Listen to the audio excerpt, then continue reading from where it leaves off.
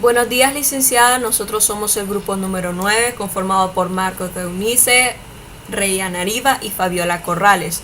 Nosotros le vamos a hablar acerca del proceso de la gametogénesis, el cual consta en la formación de gametos, tanto las células sexuales como óvulos y espermatozoides, por medio de la división celular a partir de las células germinales. Las células germinales, que son conocidas por ser las precursoras de los gametos en aquellos organismos que se reproducen de forma sexual, en la que los cromosomas de las células se reducen a la mitad. Las células germinales solamente tienen 46 cromosomas, son células diploides, pero se reducen a la mitad conformando células haploides con 23 cromosomas.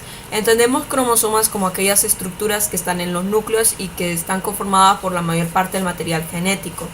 El proceso de gametogénesis se puede presentar de dos formas, como la espermatogénesis o la ovogénesis, dependiendo el gameto que vayan a formar.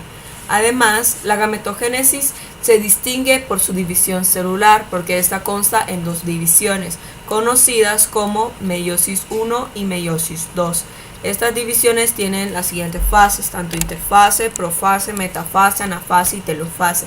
También se constituye entre este proceso la división celular, que es la mitosis, que solo consta de una división celular.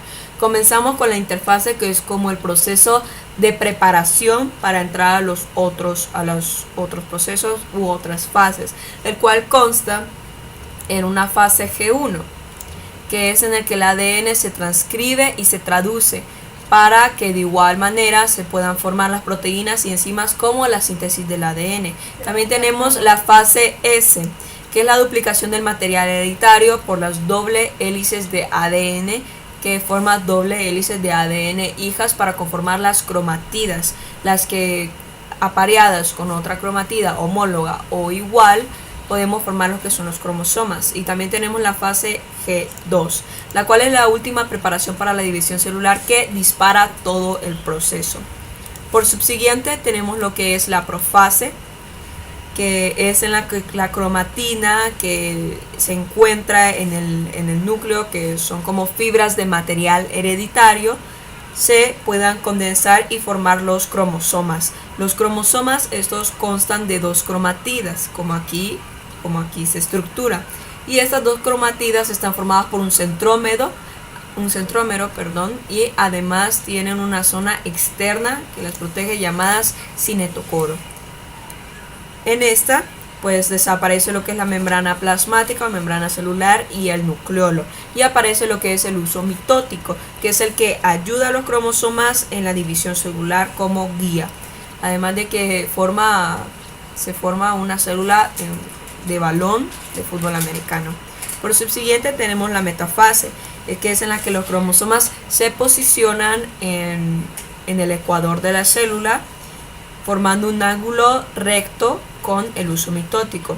Después tenemos la anafase, que es en la que los cromosomas se dividen y son jalados a los extremos por el uso mitótico y sus fibras que están pegadas a la zona externa de los cromosomas. Después tenemos la telofase, que es la última etapa de la mitosis, en la que los cromosomas se alargan y entran en un estado no condensado llamado cromatina, que es en el estado en el que estaban en la profase. Se desaparece el uso mitótico y aparece la membrana nuclear y el nucleolo. En este proceso ocurre la citocinesis, que es la división de los citoplasmas, y lo que es la cariocinesis, que es la división del núcleo para poder formar dos células hijas. Proceso, después tenemos que las células entran de nuevo a la interfase por si se van a dividir o no, y si se dividen pues entra al periodo G1, y si no se dividen entra un periodo G0 para subseguir a la división meiótica, que es la meiosis 2, que al igual que la anterior consta de profase, metafase, anafase y telofase, con la única diferencia en que las células con las que van a partir van a ser células haploides con 23 cromosomas.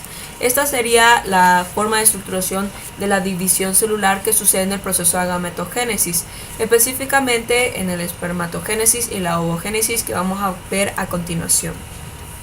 La espermatogénesis es el proceso de producción de gametos masculinos, o sea, de espermatozoides, que ocurren en los testículos, que es la parte externa la parte interna externa del aparato reproductor masculino, llevándose a cabo en los tubos semíferos que pues maduran en la etapa de la pubertad.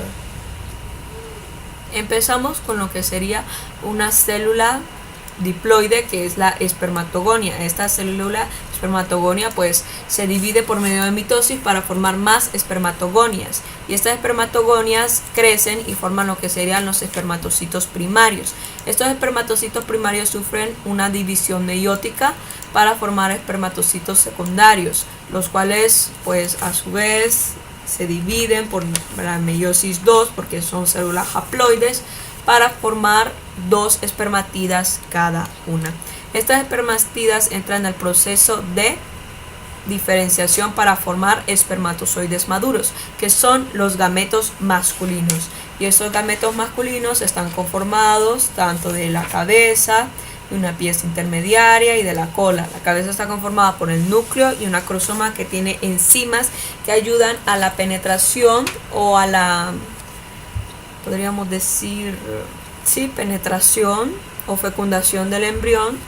Y también tenemos la parte intermediaria, que está compuesta por centriolo, por mitocondria, que le aportan energía al espermatozoide. También tenemos la cola o el flagelo, que le ayuda a la movilidad del espermatozoide. Estos espermatozoides se almacenan en el epidídimo del testículo. También tenemos lo que es la ovogénesis. La ovogénesis es el proceso de formación del gameto femenino que se lleva a cabo en los ovarios. Del gameto femenino nos tenemos cuenta que es el óvulo, y los ovarios son los que están dentro del aparato reproductor femenino, que hay uno en cada trompa de falopio que se encuentra en el útero. Empezamos con lo que sería una célula diploide llamada ovogonia, la cual se produce durante la etapa embrionaria. Esto significa que a partir de la etapa embrionaria estos ovogonios no se van a producir más.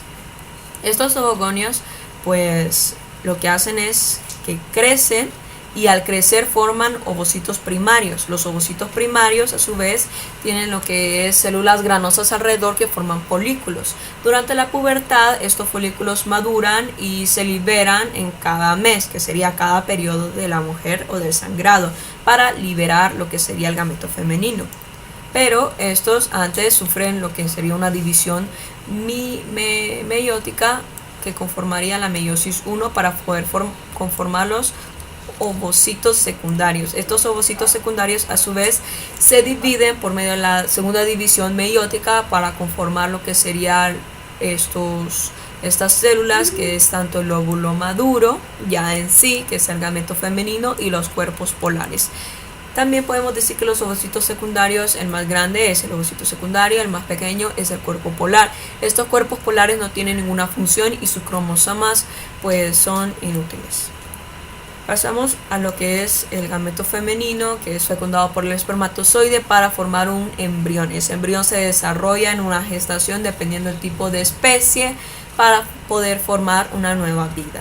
Este óvulo está conformado por la corona radiada, la zona pelúcida, el núcleo y el citoplasma. Así, con esto terminaría mi presentación y espero que le haya gustado.